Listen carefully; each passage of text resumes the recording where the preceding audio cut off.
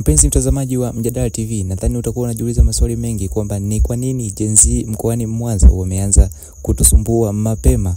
Lakini awali kabla yote ni kuombe tu kwamba usisahau kulike, kucomment, lakini usiache kusubscribe kupata taarifa kemkem za ndani na nje ya nchi. Sasa twende tukaangalie jinsi ilivyokuwa siku ya leo pale jijini Mwanza.